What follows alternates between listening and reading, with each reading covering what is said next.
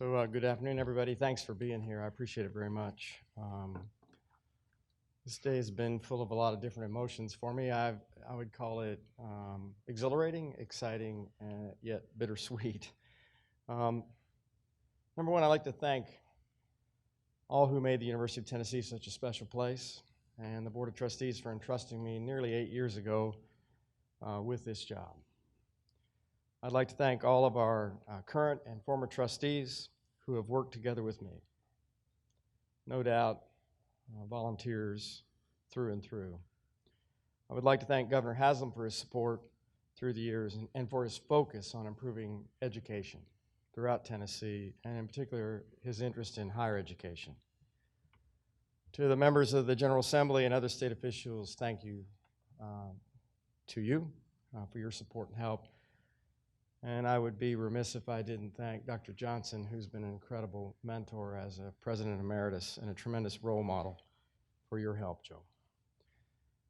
I'd like to thank the BOT vice chairs that I worked with, the trustee vice chairman, including Gibran, Ferguson, Murphy, and Stansberry, and of course all the faculty, staff, students, and administrators across the entire system. Most of all, though, I'd like to thank my family, who stood with me through these years as my work in higher education has led me from our home in Illinois to Florida, yes, Florida, and then to our own home here in Tennessee. People have always told me that I would know when it's time, and indeed it is time. It's time for me to refocus my attention on my family, my wife Deb, my children, and my lovely grandchildren. They've given up a lot of my time and attention during my career as a leader in higher education. So after all, it has been 42 years since I graduated from veterinary college. It's been 4 decades since I took my first faculty appointment. And it's been a quarter of a century since my first major administrative appointment. So indeed, it's time. Since the beginning of this year, I've spoken with Governor Haslam and our former Vice Chairman, Gibran, regarding my desire to step down this year, toward the end of the year. With the transition of the board, I decided to wait until the new board was in place and up and running before I announced. I know this board, the new one, like the one before, will make its decisions based on what is in the very best interest of UT, and that includes selecting the next leader of this great institution. We're facing a time of transition in the state. We will have a new governor and many new legislators in the General Assembly. For me, the timing makes sense for the new UT president to step forward and lead the university through these changes. The board will meet soon to decide next steps to finding UT's new leader. I know they will find a leader who loves this place as much as I do. I fell head over heels in love with the University of Tennessee within a short time of arriving here in 2006 as Chancellor of the Institute of Agriculture, and it's very fitting that we're here in the Plant Biotech building. My dad always wondered how I could fall in love with one place right after I left another one, but it was really easy at UT, and all of you know that who work here at the University of Tennessee. Never in my foggiest mind did I ever dream that my stay here would lead me to the president's office. But what I knew then, UT was a special place because of the people here and their commitment to the students and helping all of Tennessee and all Tennesseans. And having been at 3 major land-grant institutions, no place does that part of it like we do at the University of Tennessee. Just trust me. My appreciation for the institution, its students, faculty, and staff, alumni, and donors has only grown since I became president in 2011. I am very proud of all that we have accomplished together, which would not have been possible without the important efforts of talented faculty, students, staff, and administrators, and the steadfast support of the Board of Trustees throughout my tenure. We have a committed group of chancellors and system administrators who will continue to move the university forward. We all have work to make sure the university is well positioned for success. When I was notified of the impending $377 million shortfall by 2025 in our budget, I established the Budget Advisory Group. Through cost-cutting, reallocation of funds, and unexpected increases in state allocations, the projected shortfall has been totally erased, $377 million that we would have been in the hole in a single year in 2025. I did not want to kick the can down the road in dealing with that problem to the next president. It was important for me to leave this university in better shape, particularly financially, than when I received it, and we are, thanks to the hard work of everyone. And you must realize that part of our ability to close that gap is the strong support of our governor through his budgets in state appropriations for the last 7 years, and of course the confirmation and support of the legislature in providing those funds. Because of our strong financial shape, we've had a record 4 consecutive years of low tuition increases, and a record that has never been usurped in the history of the system, now 50 years old. And it includes a 0% increase in tuition this year at Knoxville and Chattanooga. And in fact, we've had record enrollments in all of our campuses as well, and we're also graduating more students than ever before and more quickly. In 2017, research achieved a record high at $481 million in sponsored program expenditures, a number we've never achieved in the history of the system before. The UT Foundation also experienced a record fundraising year of more than $397 million, just a tick under $400 million, given during 2017-2018 fiscal year. The record year of giving includes the naming of 2 colleges, one here at the Institute of Agriculture and one at UT Chattanooga, which joined 2 other colleges named at Knoxville since 2014. And I worked like a dog as a dean at a place south of here that has orange as a color too, to try to secure a gift to name a college of veterinary medicine. It is really hard to do that. People work long and hard and for years, and to think that our fundraising team has been able to do that at 4 colleges in that time frame is just astronomical.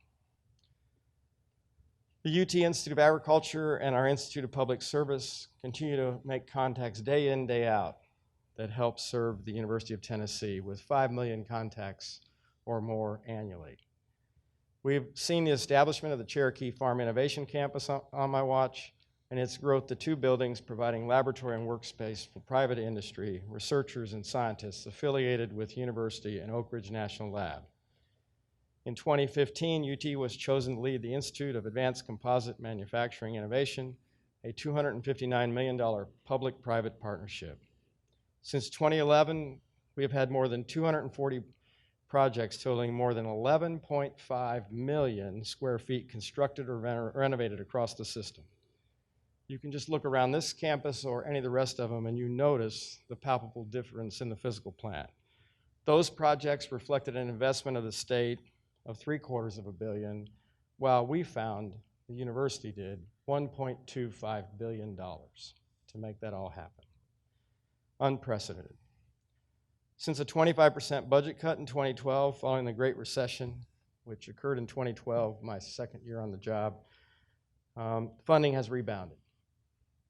Compared to 2013, UT's funding has grown by almost $164 million when it comes to state appropriations, and a 38% increase in fiscal year 2019 over that 2012 number.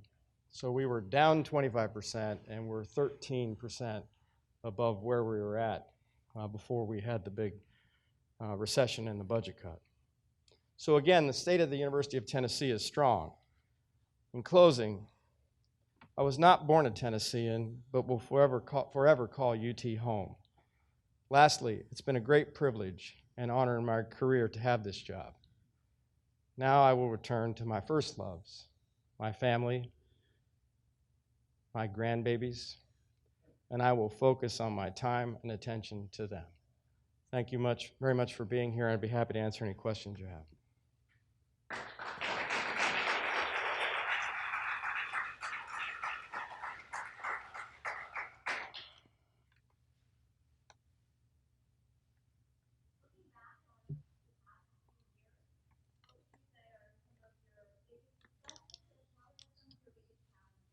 Yeah. Thank you. And I think the big successes were there. I can name a lot of them, and I've gone through the litany. But I think a litany of them. But I think probably the biggest one was being able to solve the financial crisis that was looming ahead of us, and keep tuition at record lows. And part of that whole idea was driven because of the fact that I got worried about accessibility to higher education, particularly on sort of the middle income families, and the fact that tuition increases the first couple of 3 years were like 8, 10, 12%. You're smiling, you must have suffered through those? Okay. So that was a great success. I'd say where we are with Oak Ridge National Lab,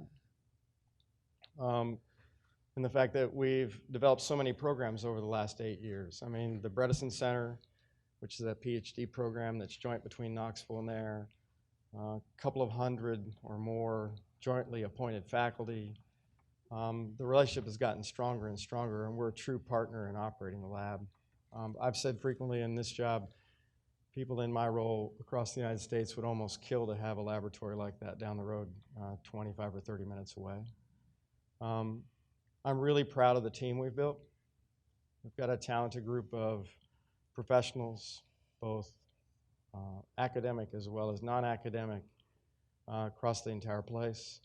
And building that team in a sense of teamwork and commitment and trust in the office, those are key accomplishments. As far as challenges, well, you always have moments with the General Assembly.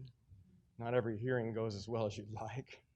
I think the bigger challenges have been around the opportunities that confront you where you think, by golly, you have to really do this, but how are you going to find the necessary resources to do it?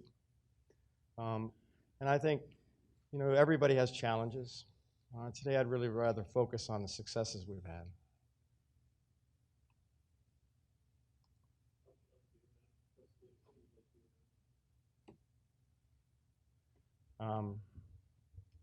In my family life or in this one? That I was fair, that I was trustworthy, legacy of accomplishments from the standpoint of the university that haven't been accomplished since the system started, that I always tried to listen, and that I always tried to do what I thought was absolutely the best thing for the University of Tennessee.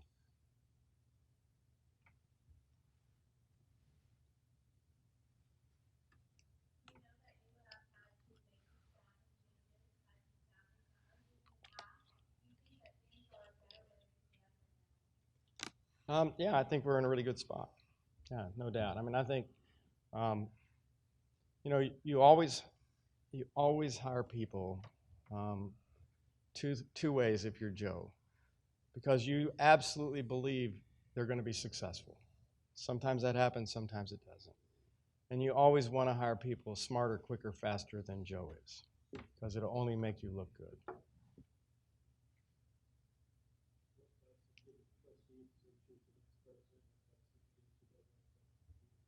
Yeah, one, I think we're at a unique place from the standpoint of momentum. Don't let up on the momentum. Find somebody who can keep pushing this place forward.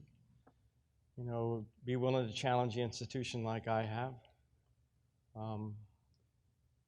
We had a lot of people wondering whether we could raise as much money in development. In fact, a lot of the development people were very anxious about the kind of goals we put in front of them, and we've soared. So be willing to challenge people. Be willing to consider new ideas and new approaches. Understand the culture of the state of Tennessee, the unique place it is, the unique culture of it. I've quoted my late father previously, but one of the things he said about this job the first job I had here when I called him is, Joe, I think this is a really good fit for you. You've grown up in a rural community in central Illinois. You understand the culture of Tennessee. A whole lot of Tennessee is like central Illinois. Some people hear my surname, know I'm from Illinois, understand that I'm 100% Italian, which I'm terribly proud of, and think I lived in Chicago, and it's the furthest thing from the truth. The reality is, understand the culture of the state's very, very important in this job.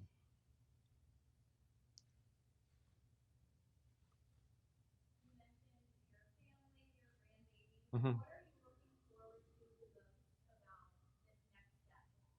Oh, well, to begin with, I'm going to take 6 months off, okay? I promised Deb that and everybody else in the family.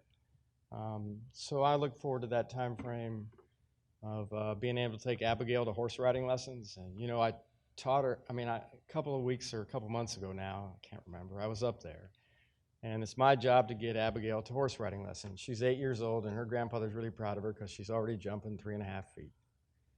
And we got done, and as part of that enterprise of going to that lesson and the whole aspect of it, you have to groom your horse when you get done. And she said, Papa Joe, you know, I don't know that I can pick this horse's foot up. Can you do that? So it's really a lesson in how much they've seen me in a suit and a tie and a lack of blue jeans, boots, and a T-shirt, right? So I picked the horse's foot up, I cleaned it out, I put it back down, and she said, where did you learn that? I said, well, you know, Abigail, I was a veterinarian once. I worked on horses day in, day out. So, you know, just enjoying the family, doing some traveling. I have one goal. Some of you know about it. I'd be willing to share it with you. In 1996, I built a grandfather clock when we lived in Champaign-Urbana, and I was at the University of Illinois. It was solid walnut. It took me about 4 months. And my two daughters have been fighting over who gets it. So I told Deb I was going to build a grandfather clock because I like to woodwork in retirement so they can argue about who gets which one. So that's about it right now.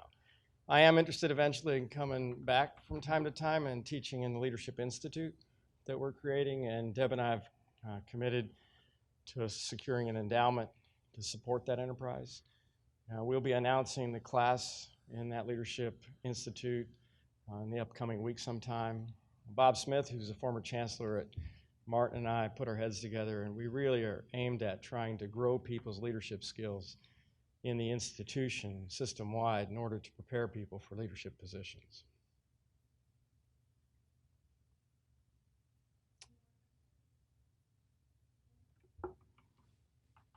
Thank you all.